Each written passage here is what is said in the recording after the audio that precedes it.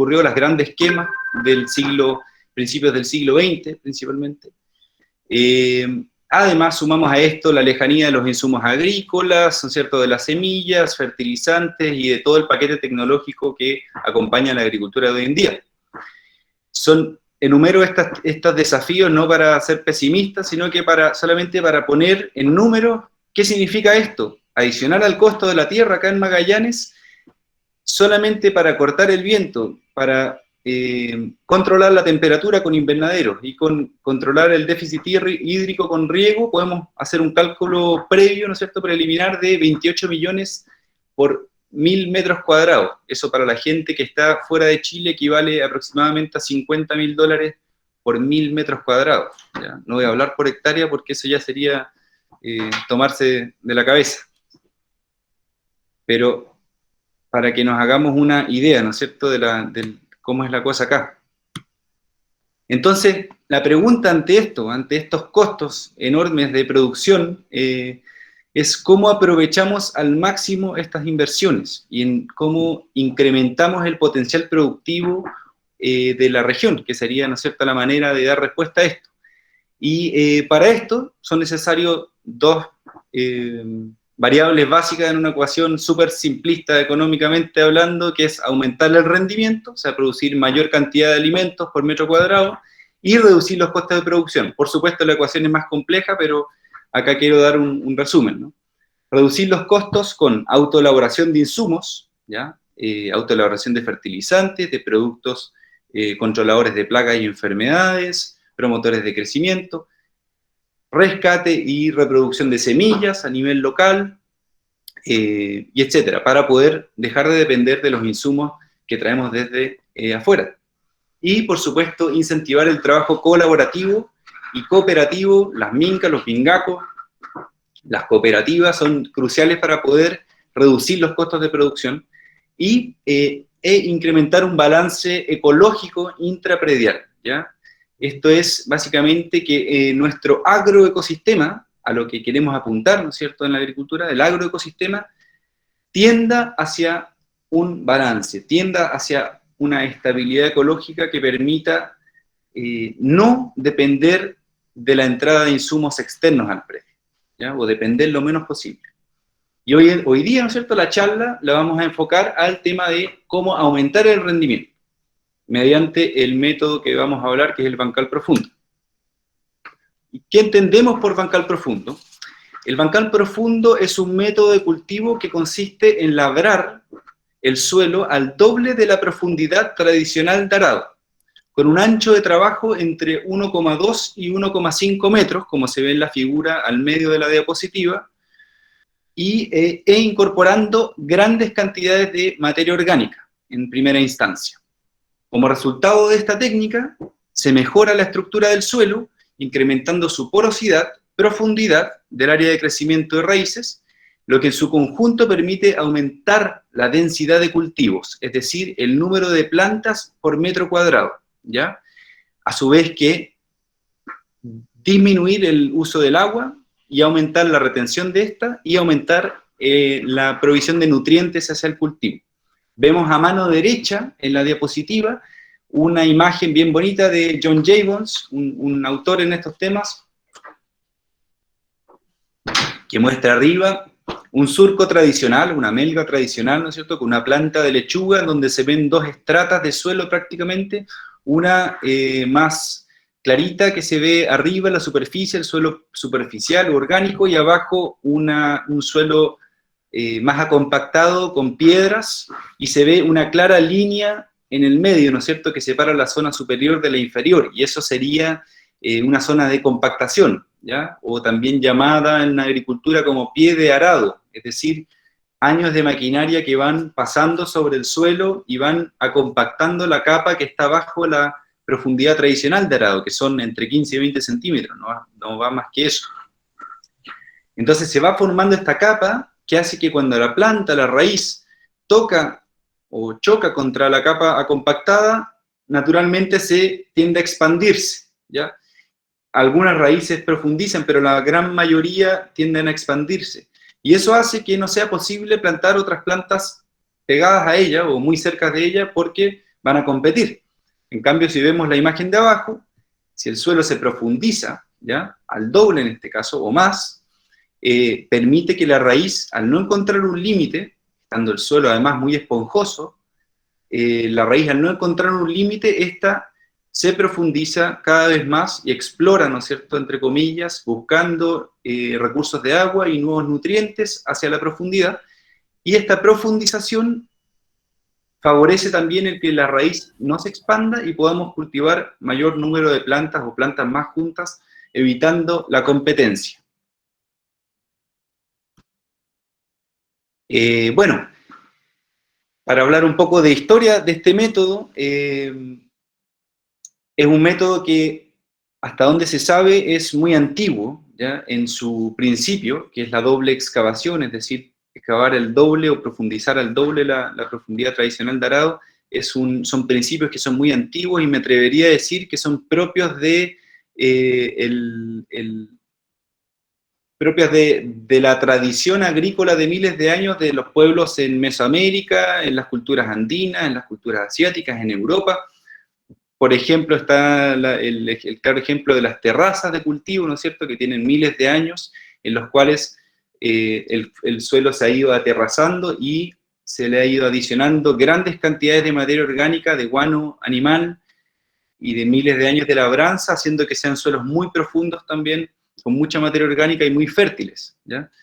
Esto ha ocurrido en varias partes del mundo, por ejemplo, en el París del siglo XIX, ya se sigue con una tradición de los huertos de mercado, que se llamaban, que estaban hechos para abastecer el crecimiento de la revolución industrial, la cual, por supuesto, la ciudad fue creciendo, grandes cantidades de obreros se fueron asentando en las ciudades, y grandes cantidades de guano de caballo, porque el caballo era el principal motor de movimiento en la ciudad. Entonces todo ese guano tenían que disponerlo, y entre botarlo empezaron a organizarse con las familias de obreros, comunidades de obreros, a los cuales se le entregaron terrenos, o se tomaron terrenos, para ir desarrollando una agricultura muy intensiva, enfocada en la producción de hortalizas principalmente, fertilizada con el guano de los caballos, y enfocada en la producción de mucha hortaliza para abastecer los requerimientos nutricionales de la población.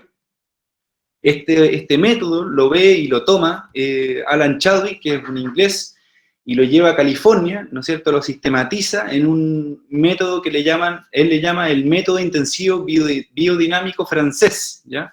Y este maestro horticultor contagia, por así decirlo, a muchos estudiantes, mucha gente en la Universidad de California, Santa Cruz, y es la vía por la cual hoy en día llega a nosotros, ¿no? Lamentablemente no llegó a mí ni a nosotros por un conocimiento, una herencia tradicional, como me imagino que le habrá llegado a otra gente, sino que nos llega por esta vía.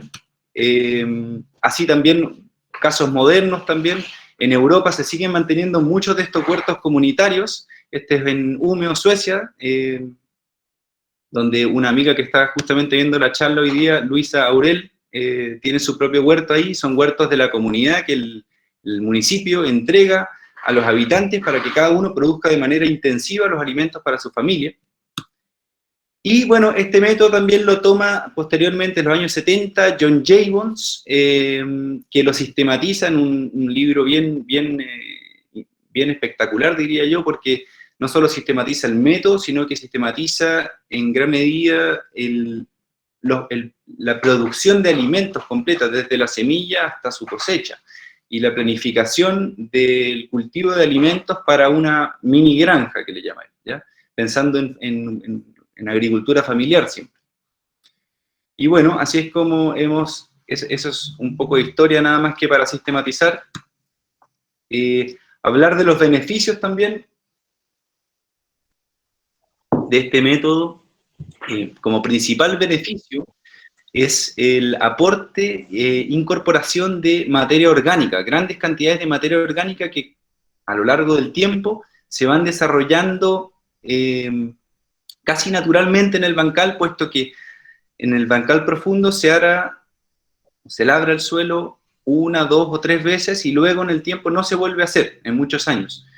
por lo que se le da el espacio y el tiempo a los microorganismos y a las lombrices del suelo, a los insectos del suelo, para generar macroporos, porosidad, ¿no es cierto?, aireación, y ir fijando los distintos tipos de materia orgánica en una materia orgánica muy estable, que genera suelos muy esponjosos, como el que se ve en la imagen de mano derecha, suelos muy, muy esponjosos, ¿no es cierto?, fáciles de trabajar. Eso es un tremendo beneficio en esto para los que ya han trabajado en esto, lo sabrán. A mano izquierda ahí vemos una foto abajo del huerto de Jesús Gómez en Colombia, en Cali, Colombia. Él recibió una tierra que era prácticamente una arcilla pesadísima, esas arcillas rojas que se ven en las zonas tropicales, en algunas zonas de la zona central de Chile también. Uno las ve y dice cómo empezar a trabajar esto. Bueno, ellos han ido trabajando desde hace muchos años en un sistema de terrazas con el concepto de aplicaciones grandes de materia orgánica, ¿no es cierto?, trabajos conservativos con el suelo y agricultura orgánica, y hoy día han podido tener suelos como el que se ven arriba, ¿no es cierto?, a mano izquierda, suelos negros, oscuros, ricos en materia orgánica y muy fáciles de trabajar. También hablar de la retención de humedad es algo fundamental en este método cuando se aplica bien. La materia orgánica, ¿no es cierto?, sabemos que puede absorber varias veces su propio peso en agua, ¿ya? Y eso es una de las principales funciones. Entonces, un suelo que tiene poca materia orgánica, al regar, el agua se va, ya sea a evaporar, o va a infiltrar, o va a escorrer superficialmente muy rápido, y no va a quedar ahí. Cuando estamos en una situación de déficit hídrico y cambio climático, es particularmente importante el que el suelo sea capaz de retener el agua que le estamos entregando, ¿ya? También, otra variable ahí que vemos en el huerto de Moisés Vivar, acá en Porvenir, Tierra del Fuego, es que esta mayor densidad de plantación que en sistemas tradicionales o sistemas convencionales de agricultura, ¿no es cierto?, sería impensado por el tema de plagas, enfermedades, manejo, etc. En este caso, busca crear un microclima, es decir, estando las plantas más juntitas, ¿ya?, y evitando que hayan espacios no cultivados en entrehilera, ¿ya?, suelos descubiertos, se puede crear un microclima que ayuda tanto a guardar la humedad del suelo como a proveer un hábitat para insectos benéficos que se pueden desarrollar ahí. Vamos a hablar más adelante cómo manejar este tipo de altas densidades. Bueno, y por último, como beneficio, ¿no es cierto?, estrella que tiene este método, acá descrito por Jabons en esa imagen bien bonita, tenemos abajo un sistema tradicional de cultivo con surcos tradicionales de lechugas, y arriba un sistema con un bancal profundo, con trasplante a 3 bolillos, donde se puede obtener, o plantar, perdón, la misma cantidad de lechugas que hay abajo en esos 4 lotes que se ven demarcados, se pueden plantar arriba en un cuarto del espacio. Entonces ese es quizás, por eso digo, el beneficio estrella, es que permite en algunos casos, cuando esto es, ¿cierto?, ya se ha llegado a desarrollar la técnica y a mejorar el suelo, después de varios años, a cuadruplicar los rendimientos por metro cuadrado. Bien, algunos requisitos de este método, sí, hemos hablado de algunos temas, ¿no es cierto?, alta densidad, retención de humedad, cómo llegar también a esa cuadruplicación de rendimiento o triplicación de rendimiento, depende sea cuál el caso.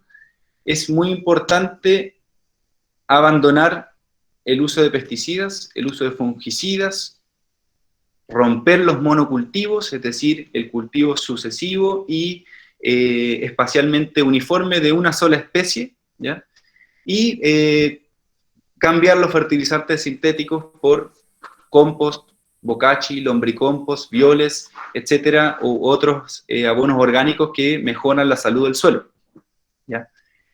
Esto no es solamente un tema de principios, que lo puede ser también, el abandonar el uso de pesticidas y fungicidas, sino que además es prácticamente incompatible, porque lo que buscamos, como decíamos anteriormente, era tender hacia un balance ecológico en el suelo y en el microclima del cultivo, ¿ya?, lo que se ve totalmente alterado por los pesticidas y fungicidas, ¿ya? Entonces, básicamente estos inhiben el efecto preventivo de enfermedades del compost y los abonos orgánicos, y hacen que sea impracticable, que se desbalancee el sistema y que aparezcan plagas y enfermedades y no se obtengan los resultados esperados. Por ende, hay que, como requisito, eliminar eso.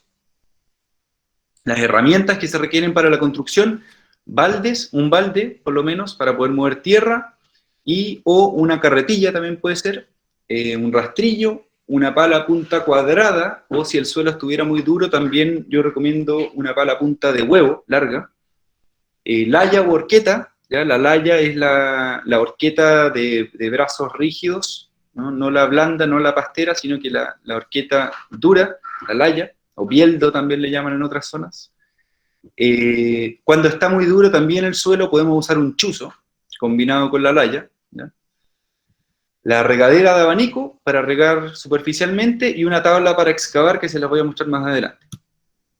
Algunos materiales necesarios para la construcción, ¿ya? Para tener a mano también, es idealmente compost, lombricompost y bokashi. Y de no tener estos, se puede usar también guano maduro, bien maduro, ojalá de unas 2 temporadas completas. Desechos verdes de leguminosas también pueden servir. Paja bien descompuesta, idealmente descompuesta para que no genere desbalance, o para que no genere alteraciones en la relación carbono-nitrógeno en el suelo. Y hojarasca también descompuesta, ¿ya? Hojas de árboles que ya estén más o menos descompuestas. Elección y caracterización de sitio. Cuando se va a hacer un bancal, ¿ya? Dado la tarea que implica hacerlo, es bastante laboriosa, ¿ya? Entonces eso es algo que uno tiene que siempre tener en consideración antes. Es laboriosa, es pesada una vez, ¿ya? Y esperamos que no lo sea por muchos años. Entonces esa es la gracia, es una inversión. Pero el punto es, y por qué pongo esta diapositiva, es que si voy a hacer un bancal, lo debo hacer en un lugar donde yo sé que va a quedar muchos años, ¿ya? No hago un bancal hoy para cambiarlo el próximo año por otro sistema y así sucesivamente, porque no se justifica la inversión en tiempo. Entonces, tengo que primero que nada tener en Magallanes barreras cortaviento, ya sea de árboles como las que se ven más atrás, de arbustos, o las barreras cortaviento sintéticas, ¿no es cierto?, de malla plástica. En este caso, en Magallanes usamos malla cortaviento con 50% de permeabilidad al viento, que ha resultado ser la mejor herramienta para bajar la intensidad del viento. Tener reja alrededor para evitar la depredación por liebres o conejos, y hacer las camas en el sentido predominante del viento. Estoy hablando para Magallanes siempre, ¿no? Fuertes vientos, entonces queremos que el viento corra por la cama, por eso hacerlos en este caso, de oeste a este o de suroeste a noreste, ¿cierto? Que serían los vientos predominantes.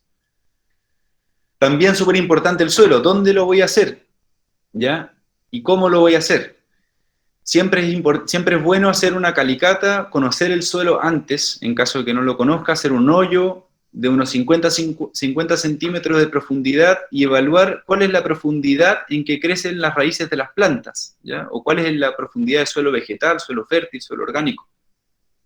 Se pueden identificar también la textura y estructura del suelo y evaluar, por ende, la factibilidad técnica de construir un bancal ahí. Por ejemplo, en la foto que está a mano izquierda, ¿no es cierto?, es una foto que tomamos acá en Calafate, cerca de la carretera, donde hay un murtillar, que es lo que cubre el suelo, y unos 10 a 15 centímetros máximo de suelo orgánico, de materia orgánica, y para abajo es una tosca revuelta de lo que dejó el glaciar ahí, ¿no es cierto?, piedra, gravilla, limos, arcilla, arena, pero un suelo prácticamente muy difícil de trabajar.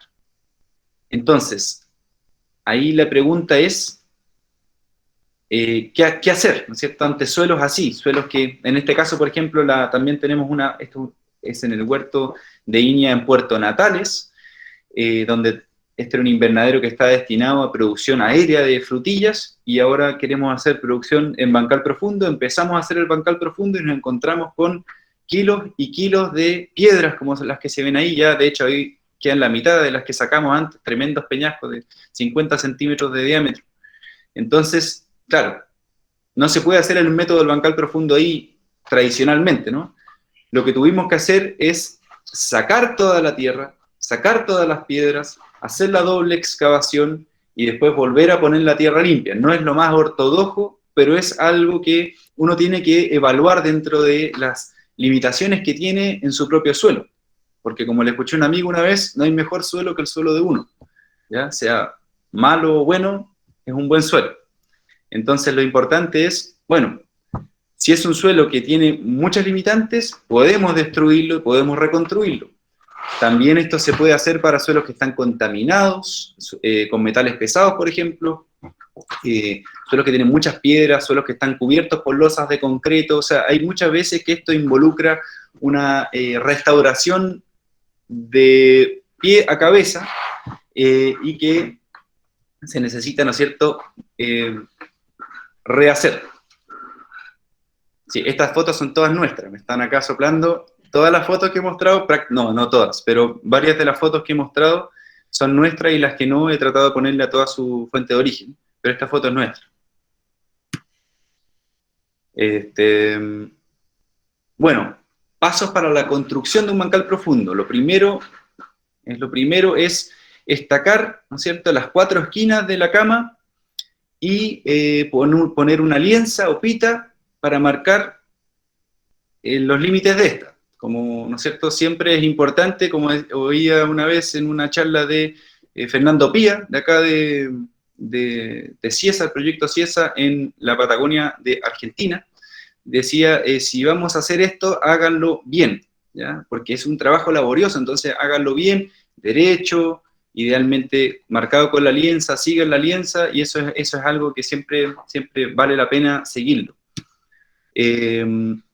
Como ancho se recomienda un ancho de 1,20 a 1,50 metros, puesto que es el largo máximo al cual el brazo humano puede llegar desde el pasillo al centro de la cama, ¿ya? Y es el máximo porque queremos el ancho máximo de la cama para que genere el efecto microclima que queremos lograr, ¿ya? Entonces, el 1,20 m, 1,50 m, eso como parámetro inicial, ¿no es cierto?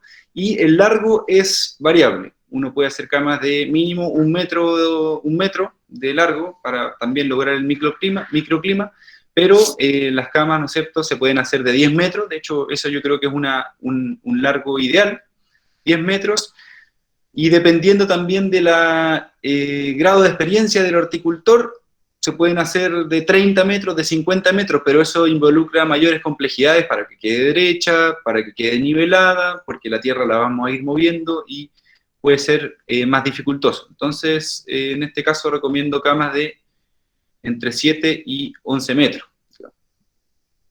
Y lo que se hace es marcar un espacio de 30 centímetros de ancho por 30 de profundidad, que es más o menos las dimensiones que tiene una pala de punta cuadrada, y se excava esa sección que se ve en verde ahí, estoy marcando con el cursor, ¿ya?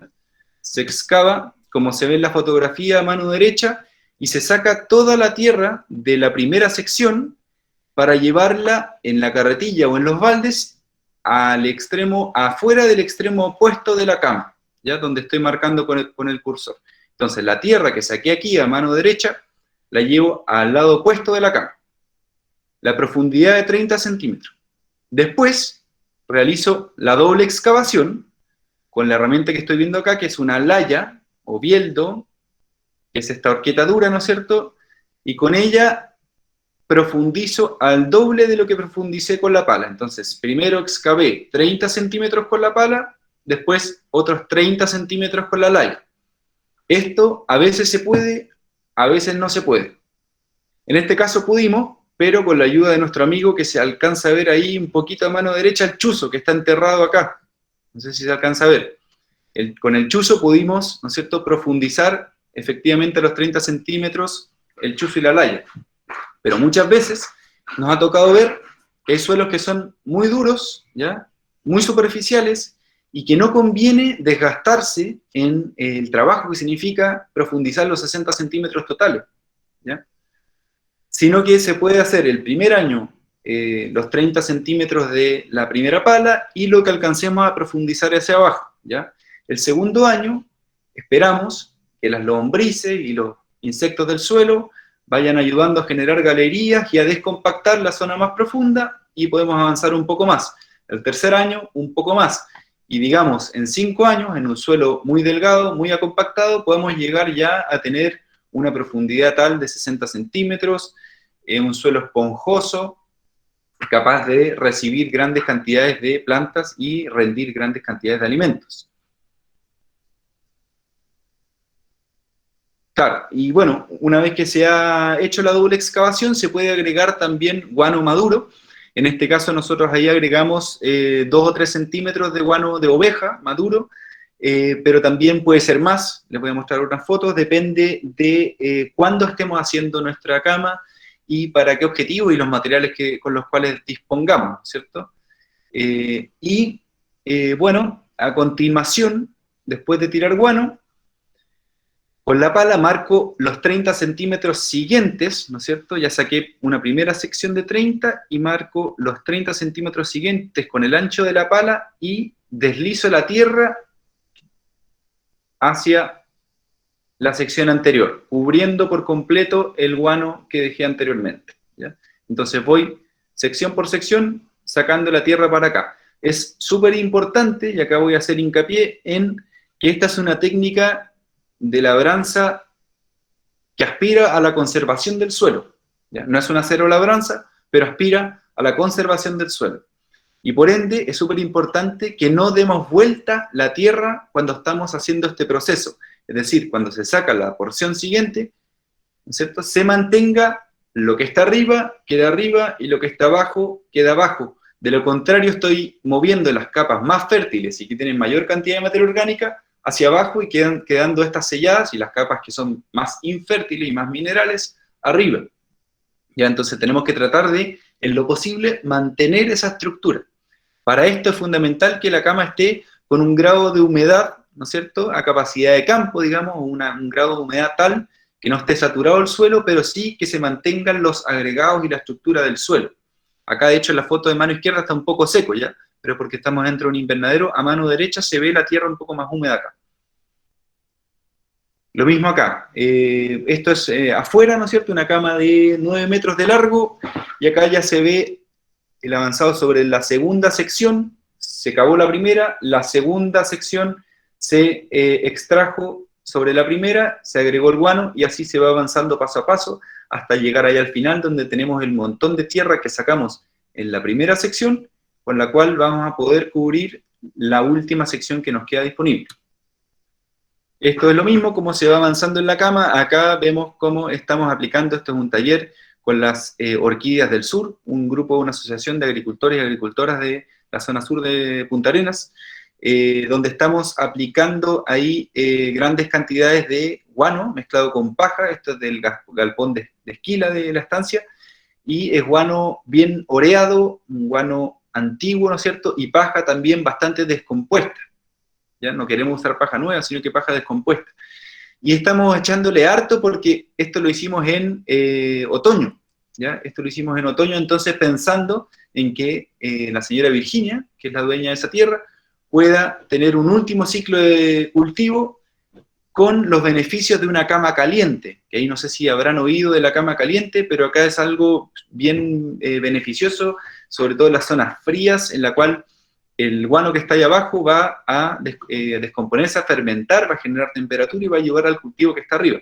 Ahora es bien importante que esto quede bien tapado. Asimismo, ahí mismo, en el mismo taller, seguimos avanzando con la cama. Bueno, acá les muestro una tablita que hay ahí abajo. Es una tabla, ¿no es cierto?, de excavación, como las que les mostraba en los materiales, que tiene que tener una dimensión de mayor ancho que la cama, para de 1,50, y que sirve principalmente no para la primera excavación de una cama, sino que para la segunda o tercera, cuando ya tenemos un bancal profundo y queremos volver a hacer la doble excavación. tener esto para no compactar el suelo, ¿ya? Porque se distribuye el peso, ¿no es cierto?, en una superficie mayor, entonces se compacta menos. Bueno, lo mismo, pero adentro del invernadero, esas son las camas que tenemos en Campenaique también. Se va llegando ya al final de la cama y tenemos la tierra dispuesta acá para rellenar la última sección de excavado. Y este es un cuadro resumen que encontré en internet, olvidé poner la cita acá, pero está bien bonito porque representa, ¿no es cierto?, en el punto A, cómo sacamos la primera sección del suelo compactado, luego en el B se ve cómo se fue descompactado, ¿no es cierto?, y podemos meter acá faltaría incluir la materia orgánica que introdujimos, el guano, o los vegetales, y se pone la siguiente porción de tierra sobre se descompacta esto, ¿no es cierto?, y así se va avanzando sucesivamente hasta que en el punto C, a la última sección, se tapa con la tierra que dejamos al final. Bueno, acá algo también que olvidé mencionar antes, es que en muchos casos vamos a tener una tierra que va a estar cubierta por alguna cobertura herbácea, algún pasto, algún rastrojo. En ese caso siempre es bueno sacarlo primero con una azada, un asadón, raspando nada más, tratando de no destruir la estructura del suelo, no arar, sino que con un gualato, ¿no es cierto?, se puede ir raspando nada más la cobertura herbácea y sacarla. Otra técnica también es con una laya. Si la tierra está más o menos blanda, podemos primero soltar la tierra con la laya, con la horqueta, y sacar las champas con la mano, ¿ya? Tratando de nuevo de conservar la estructura del suelo. Bueno, llegamos a este paso en que tenemos ya la cama completamente doble excavada, y con la pala y con el rastrillo podemos ir juntarla un poco hacia el centro. Eso ya depende un poco de las mañas de cada horticultor, pero por lo menos la maña mía es irla juntando hacia el centro, ¿no es cierto? Y después, siguiendo los bordes de las lienzas, bueno, lo mismo acá, perdón, en invernadero se junta hacia el centro y tenemos un marco de madera que va a ser de taco para la cama, ¿no es cierto? Se aprovecha también acá de romper los terrones más grandes, que eso también es importante, con el rastrillo. Y después, utilizando la lienza como marco, con un rastrillo, esparzo la tierra, ¿ya? Acá hay que ser súper preciso en que quede lo más nivelado posible. Se puede usar un nivel, se puede usar la lienza, por supuesto, como nivel también, o el ojo también es siempre un buen amigo, de guatita al suelo, mirando, ¿no es cierto?, que quede nivelado. ¿Por qué? Porque esto después, los primeros estadios de cualquier cultivo, siempre voy a regar con manguera, ¿no es cierto?, con aspersión.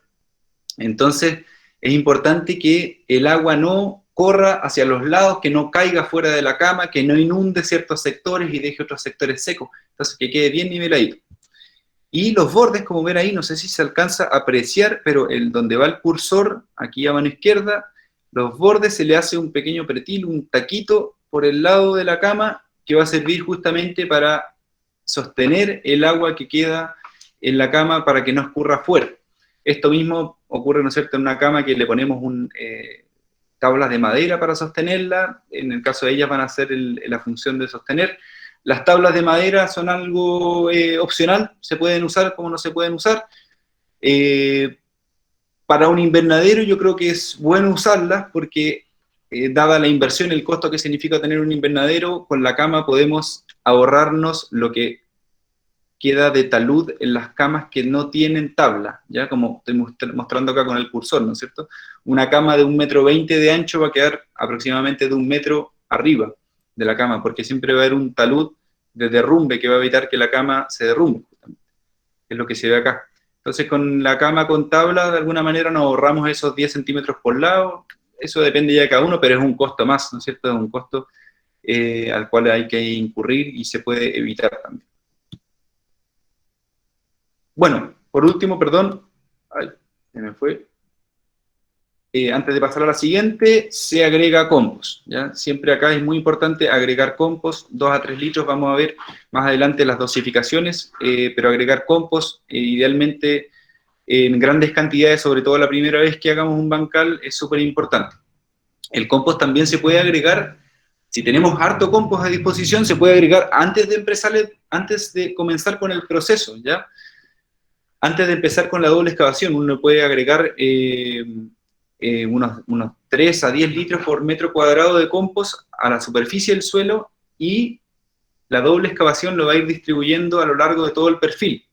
Ahora bien, el compost a veces puede ser difícil de conseguir o de hacer, así que en este caso nosotros sugerimos colocarlo al final de la doble excavación e incorporarlo ya con una laya en los primeros, y con el rastrillo, en los primeros 5 a 10 centímetros de profundidad del suelo. Es decir, una vez que terminamos de rastrillar la cama y nivelarla, echamos el compost y lo incorporamos. No tengo una imagen para representar eso, pero se los puedo graficar con palabras.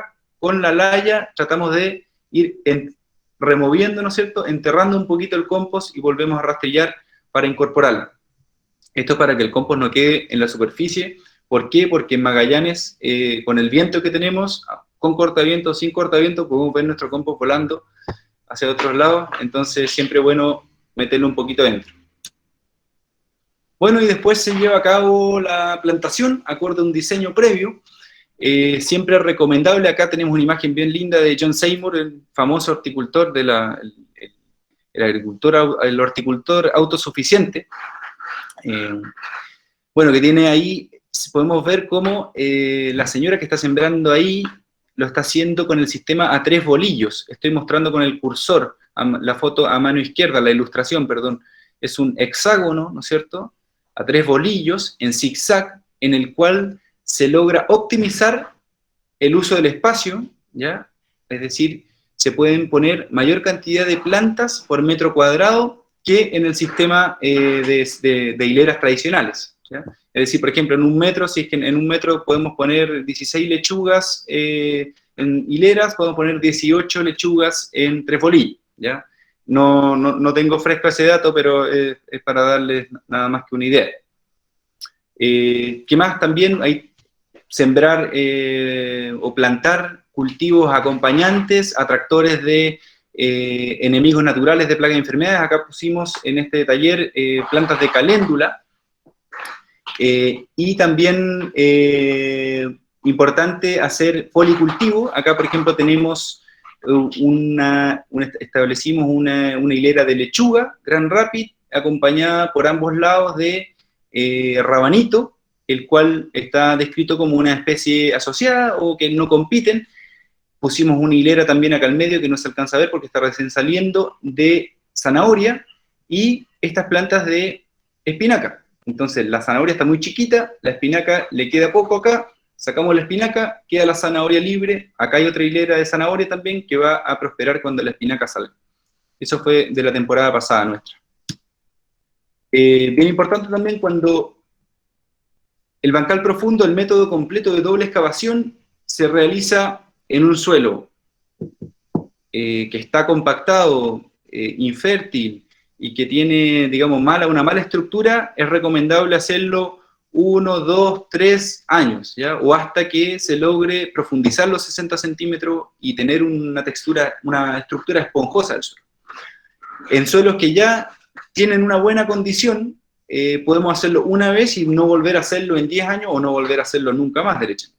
Ahora bien, es bueno, dependiendo sea el caso, soltar el suelo año tras año. Si nosotros hicimos la doble excavación el año pasado y el próximo año ya vamos a ver que la cama está un poco más baja y está un poco compactado, podemos soltar. Y acá tenemos una herramienta que es la barra en U, la laya ancha, o en inglés se llama U-bar, broad fork, que es la que vemos ahí. Hay planos en internet, si pueden anotar ahí el nombre, hay distintos planos, pueden pedirle a algún herrero que se los haga, o ustedes mismos lo pueden hacer, y es bien conveniente porque se puede hacer del ancho mismo de la cama, y ustedes con el peso se inclinan y pueden con muy poca fuerza soltar la cama. Lo mismo se puede hacer con una laya, de todas maneras, hay que perderle el miedo ahí a las herramientas. Algunos manejos asociados al bancal, súper importante, lo hablamos antes también, romper con el monocultivo, y hay que favorecer las rotaciones de cultivo, ¿ya? Tenemos arriba, por ejemplo, hay un montón de ejemplos y casos de rotaciones de cultivo que se pueden encontrar en internet, en distintas páginas, en libros, en fin, hay muchísima literatura al respecto, pero hay algunos casos, digamos, o criterios, ¿no es cierto?, que son comunes. Por ejemplo, uno puede partir con leguminosas que fijan nitrógeno y que son plantas que extraen, digamos, o que dejan mucho en el suelo, sobre todo si se incorporan los rastrojos, seguido por plantas de hoja, ¿no es cierto?, y después plantas de raíz. ¿Esto por qué? Porque, por ejemplo, una planta que tiene raíz profunda, como la zanahoria o la betarraga, va a extraer nutrientes que están muy abajo, ¿ya? Y una planta con una raíz superficial, como la lechuga, va a extraer nutrientes que están en la zona de arriba. Entonces, con eso yo estoy, digamos, ahorrando nutrientes y permitiendo que las plantas obtengan los nutrientes del suelo a distintas estratas. Si yo planto lechuga tras lechuga tras lechuga, voy a agotar los nutrientes que están en la zona donde se desarrollan las raíces de la lechuga. Entonces, eso es como a nivel solamente de fertilidad. Ahora también en temas de sanidad vegetal es súper importante la rotación, porque cuando tenemos una misma especie año tras año, tenemos también una plaga o una enfermedad que se está desarrollando año tras año ahí, ¿ya? Entonces, para la manera más eficiente de cortar el ciclo de esa plaga es quitarle el alimento. Sobre todo, por ejemplo, acá en Magallanes, el tema de la papa. Se ve mucho cultivo de papa año tras año tras año en el mismo suelo, ¿ya? Acá tenemos la suerte de que la fitóftora es casi inexistente, el tizón tardío, que en el norte, ¿no es cierto?, es catastrófico, pero acá, claro, por el frío no se desarrolla, pero el nematodo pálido es un tema acá, y acá se está desarrollando. Hoy en día ya tenemos nematodo pálido en varios huertos, ¿ya? El tema de los cultivos intercalados asociados, también súper importante, cultivos que se acompañan, plantas que no compiten, también hay mucha literatura al respecto. Manejos complementarios también, hablamos antes, la elaboración y aplicación de compost, y aquí voy a detenerme un poco. Nosotros recomendamos, de acuerdo a literatura y a los análisis que hemos hecho, aplicaciones entre 3 y 12 litros de compost por metro cuadrado por ciclo de cultivo. También se puede aplicar bokashi. En un tiempo más vamos a tener una charla bien bonita sobre bokashi, dada por nuestra colega Karina Águila, que está preparando justamente un informativo y una charla dentro de poco, así que los invitamos a participar en eso también, les haremos llegar la información. En fin, también de nuevo enfatizar el compost y el bokashi hay que incorporarlo en los primeros 10 a 15 centímetros antes de cada cultivo. Antes de cada ciclo de cultivo se enmienda el suelo. Esa es una foto que tenemos de un informativo que publicamos hace poquito sobre compostaje. Se los vamos a hacer llegar junto con otros informativos y otros videos, ¿ya? Siempre y cuando ustedes respondan la encuesta que están haciendo correr por el chat y por el correo electrónico.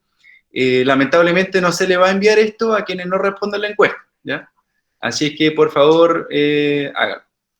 Y les voy a mostrar un pequeño video muy cortito de resumen de compostaje. Tenemos un video largo en internet, en YouTube, están ahí, pero les voy a mostrar un video resumen para que nos hagamos una idea.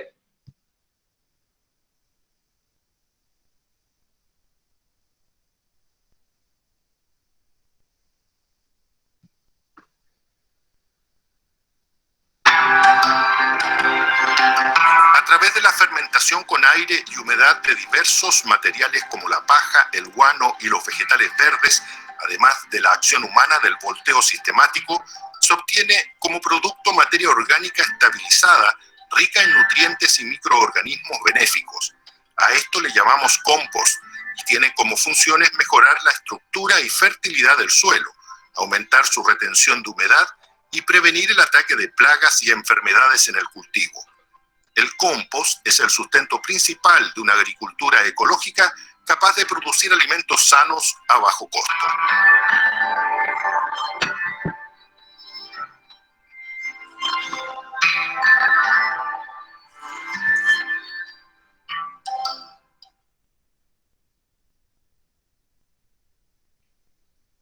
Ya. Aquí volvemos a la charla. ¿Se ve? ¿Sí? Sí, ya. Bueno, y para los más escépticos con el tema del compost, ¿no es cierto?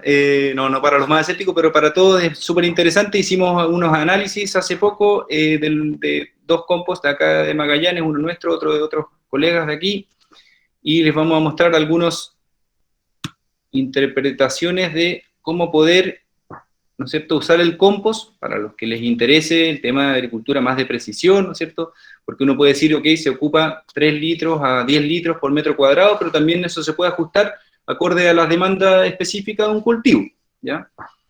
Entonces, por ejemplo, acá tenemos un compost, el de Campenaike, con un 20% de materia orgánica, que es, ¿no es cierto?, de nuevo el principal aporte del compost, 0,89% de nitrógeno, 0,64% de fósforo, 0,62% de potasio, 62% de materia seca. Uno dice, oh, eso no es nada, ¿no es cierto? No es nada comparado, obviamente, a la urea, al superfosfato triple, al cloruro de potasio.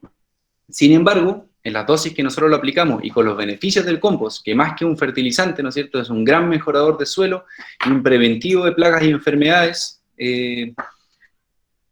podemos hacer algunas relaciones matemáticas que estoy mostrando aquí, muy simples, en la cual, dada la materia seca del compost, podemos determinar en una dosis baja de 3 litros de compost por metro cuadrado, acorde a nuestro análisis, serían 111 kilos de nitrógeno, 79 kilos de potasio y 77 kilos 79 kilos de fósforo y 77 kilos de potasio, ¿ya? Que eso es, para que nos hagamos una idea, similar a lo que extrae un cultivo de acelga, por ejemplo, ¿ya? En lechuga estaríamos un poco bajos en potasio, pero eso se puede suplementar con una mayor cantidad de compost, o bien con otros abonos orgánicos a disposición. Pero eso es para que también entendamos que el compost sí es un tremendo fertilizante, además de sus grandes beneficios como mejorador de suelo. Ahora, bien, 3 litros por metro cuadrado, ¿qué significa eso en trabajo? ¿No es cierto? ¿Cuántos metros cúbicos de compost debo elaborar, por ejemplo, para un huerto de 1000 metros cuadrados de cultivo? ¿Ya? Pensando en una realidad común de un pequeño agricultor, un mediano agricultor. Entonces, tengo una dosis ahí de 3 litros por metro cuadrado, eso equivale a una dosis de 3000 litros de compost terminado por 1000 metros cuadrados, ¿no es cierto? Porque son 3 por metro cuadrado, 3000 por 1000 metros cuadrados, o 3 metros cúbicos por 1000 metros cuadrados, es lo mismo, ¿no es cierto? 3000 litros a 3 metros cúbicos. Y sabemos una relación común, que una pila de compost que empieza en 1 metro cúbico termina en medio metro cúbico. Puede ser un poco más dependiendo de los materiales con que iniciemos, pero tomemos esa asunción. Entonces, si parto con 6, o sea, si necesito 3 metros cúbicos de compost terminado final, tengo que partir con 6 metros cúbicos de compost inicial, ¿ya? Y eso es algo que de alguna manera uno puede ir planificando en la horticultura, ¿no es cierto? Es súper importante hacerlo porque uno dice, ya voy a hacer un compost, hago una pila, después no me alcanzó, y eso puede llegar a una frustración, no alcancé a fertilizar, las lechugas, las hortalizas crecieron mal, el método no sirve. ¿Ya? No, hay que hacerlo obviamente bien, hay que planificarse, hay que hacer compost y hay que hacerlo antes de tener las hortalizas, eso es súper importante, ¿ya? A esto, ¿no es cierto?, al trabajo del compost, de hablar de 6 metros cúbicos de compost, se suma que hay que registrar temperatura para asegurarse de que la temperatura llegue a los 55 grados Celsius y se maten todos los propágulos de maleza y enfermedades. Eso se los vamos a mostrar de todas maneras en los informativos que le vamos a mandar. Hay que voltear el compost, hay que arnear, hay que ensacar, hay que acarrearlo a campo. 1 metro cúbico de compost equivale más o menos a una camada de camioneta, ¿ya? O a varias carretillas. Así que, bueno, eso se los pongo nomás en la mesa porque son temas que uno tiene que ir planificando, ¿cierto? Sí, pues planificando en el tiempo también, ¿ya? Algunos manejos complementarios también, la elaboración de biofertilizantes líquidos. El cultivo hablamos de un cultivo súper denso, propenso a que entren enfermedades, ¿no es cierto?, a que se desarrollen enfermedades. Entonces tenemos que quitarles el nicho ecológico, tenemos que quitarles el espacio para que ellas se desarrollen. Y en eso nos va a ayudar el compost, porque tiene microorganismos benéficos, y nos va a ayudar en gran medida los bioles supermagros, test de compost, test de humus, etcétera, que también tienen microorganismos benéficos, tienen nutrientes, macro y micronutrientes súper diversos que ayudan también a la planta a desarrollar sus propias defensas. Así que es todo un paquete antitecnológico, no, un paquete técnico, ¿no es cierto?, súper importante que hay que ir desarrollando complementario a esto. También dijimos, hay que sacar los pesticidas, ¿no es cierto?, pero tenemos que entonces favorecer a los enemigos naturales. Chinitas, ¿no es cierto? Estas son dos fotos de INEA nuestras, ¿no es cierto?, en el huerto en Campenaique, dos especies de chinita que identificamos, que son depredadores. Para los que no saben, son depredadores muy voraces, muy polífagos, comen muchas especies, tanto en su estado adulto y especialmente en su estado larval. No tengo fotos de larvas de estas especies, pero su estado larval no se parece mucho al adulto, excepto en los colores. También himenópteros o avispas, ¿no es cierto? A mano izquierda una avispa. Las avispas en distintas fases de su desarrollo son depredadoras, comen otros insectos, así que eso también nos ayuda. A mano derecha, el caso de los microhimenópteros parasitoides. Esta foto no es nuestra, la de la izquierda sí, la de la derecha no. Ese es Aphidius herbi, que es un famoso, una microavispa parasitoide muy usada en control biológico. Vemos ahí cómo está inyectando a través de su ovipositor, ¿no es cierto?, un huevo adentro del pulgón. Ese huevito se va a desarrollar después en una larva, y esa larva de avispa va a comerse el pulgón por dentro y va a salir a volar, ¿ya? Eso es algo que, sin embargo, hemos visto mucho en Campenaique, que lamentablemente no tengo fotografías, pero se ve acá en Magallanes. Uno cree que no hay bichos en Magallanes, pero hay muchos, muchos bichitos, están ahí volando, especialmente donde no abunda el viento y donde abundan las flores. También las moscas sírfidas, a veces se confunden por avispas, ¿no es cierto?, o simplemente por moscas, pero son moscas que se, entre comillas, disfrazan evolutivamente de abejas para evitar que sean depredadas. Tienen colores de abejas, se le llama también mosca abejas, tienen coloración negra con amarillo. En su estado adulto necesitan néctar, por eso está comiendo ahí néctar desde una flor, ¿no es cierto? Y en su estado larval son tremendos controladores biológicos. Las larvas de estas moscas sírfidas comen pulgones, un montón de insectos que son plagas para la agricultura. Ahora, nuevamente, tenemos que atraerlas, ¿no es cierto? No basta con que no nos sirve de nada que haya uno de estos bichos volando por nuestro campo. Necesitamos que haya muchos y que se queden ahí viviendo, ¿no es cierto? Y que se desarrollen, se reproduzcan y coman ahí en nuestro campo. Ahora, entonces por eso nosotros también llamamos a que los horticultores siembren, planten plantas que llamen a los insectos, ¿ya? En este caso, por ejemplo, tenemos un cultivo ahí de zanahoria, acompañado de ciertas plantas de cilantro que están ahí floreciendo, y caléndula. Esos eran cilantros que se nos subieron en otra cama, y dijimos, bueno, para que los vamos a arrancar, los ponemos, y resulta que nos dio una flor maravillosa, con mucho néctar, muy atractiva para los insectos, durante toda la temporada productiva, desde octubre hasta marzo, prácticamente. No, mentira, abril se murieron las últimas, ¿ya? Entonces, súper bueno. Cilantro también, otras plantas umbelíferas también. A mano izquierda aquí una planta umbelífera también, son flores que son muy atrayentes. Algunas plantas medicinales, mentas, poleos, también dan flores que son, o inflorescencias, que son súper atractivas para los insectos también, benéficos, porque todos estos bichitos que comen, que son carnívoros en alguna fase de su vida, también necesitan néctar para poder vivir. Es el azúcar que las hace moverse, ¿no es cierto? Entonces es muy importante que los atraigamos y que les demos ese nicho, ese espacio en el huerto. Y también recalcar en esto que estos bichos van a estar acá siempre y cuando hayan plagas, ¿ya? Entonces no podemos tampoco pretender de que no existan pulgones o no existan otros, ¿no es cierto?, insectos plagas en nuestro huerto, porque necesitamos también alimentar a las larvas de estos bichos. Entonces, el tema es mantener un equilibrio biológico, que es lo que hablamos antes. Ahí se ve en la esquina, también le muestro con el cursor, un hotel de insectos, que también les vamos a mandar un video bien bonito, hecho por nuestra colega Karina Águila, que también busca hacer un nicho, un espacio donde los insectos, las arañas especialmente, que también son controladores biológicas, no hay que matarlas, pueden hacer sus nichos, pueden hacer poner sus huevos ahí y después salir a cazar en la noche cuando no estamos viendo. Estamos medios pasados en tiempo, pero me quedan los últimos minutitos. Los rendimientos comparados preliminares que hemos estado trabajando esta temporada que pasó ahora, solamente mostrarles estos rendimientos que son preliminares, ¿no es cierto?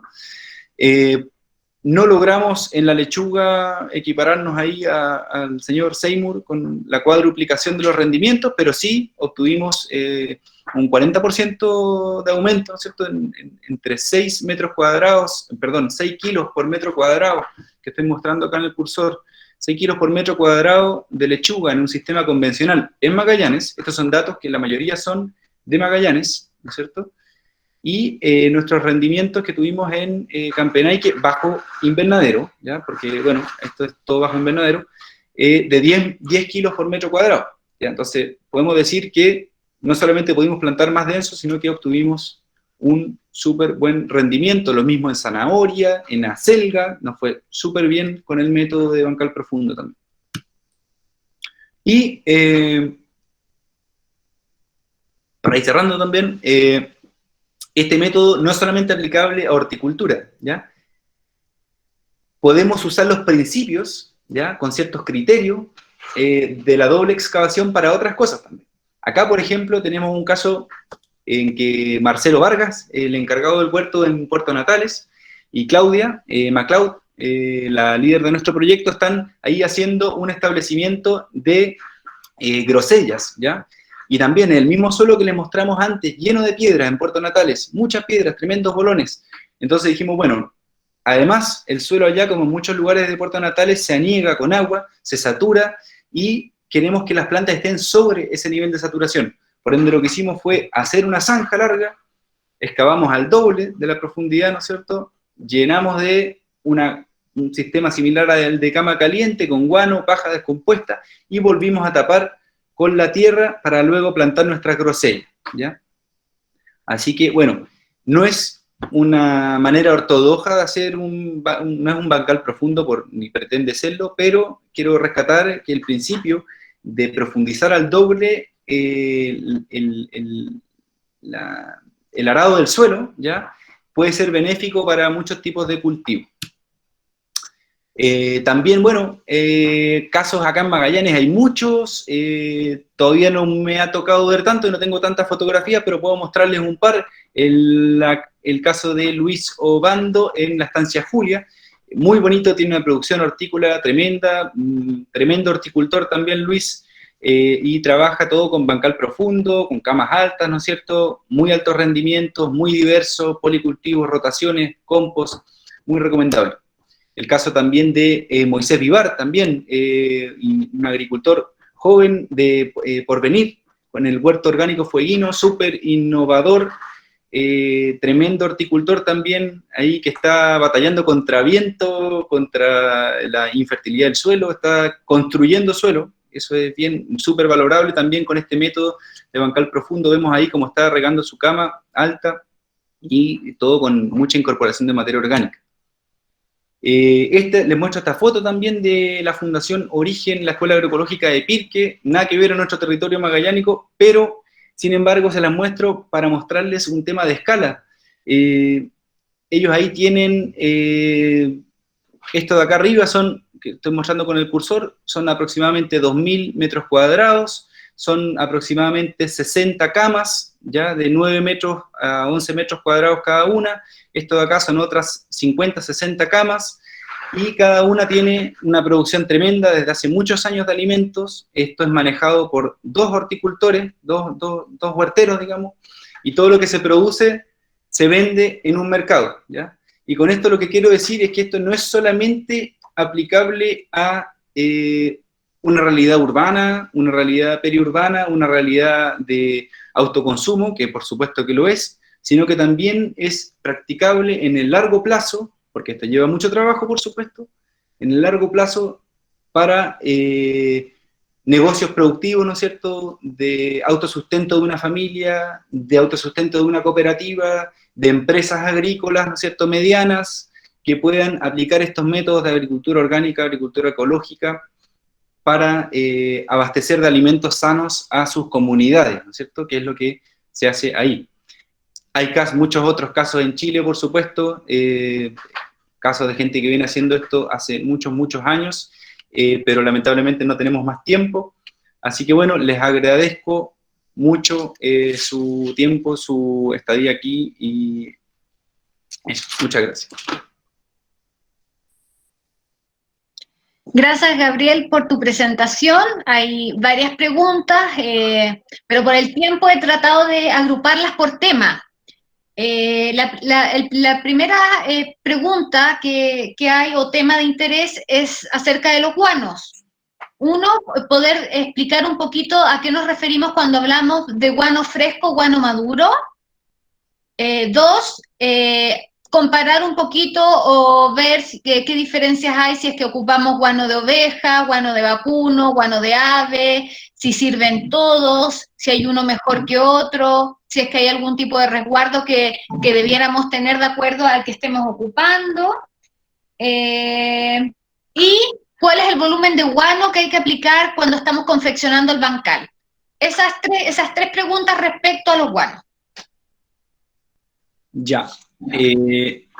La primera sobre el guano maduro. Bueno, cuando me refiero a guano maduro, esa fue la primera, ¿no es cierto? Perdón. Sí, guano fresco y guano maduro. ¿Qué significa? Sí, bueno, cuando hablo de guano maduro, me refiero a guano que haya pasado un proceso de descomposición natural por el tiempo, al aire, o un oreo, como se dice en el campo, ¿no es cierto? Guano oreado, guano viejo, que haya estado ya meses o años descomponiéndose con harto guano en una pila, ¿no es cierto? Y que ya no tenga altas cantidades, sobre todo de amoníaco, ¿ya? Que es lo que no es muy conveniente. O sea, si yo voy a usar, por ejemplo, guano muy fresco de pollo broiler, como decía antes, ¿no es cierto?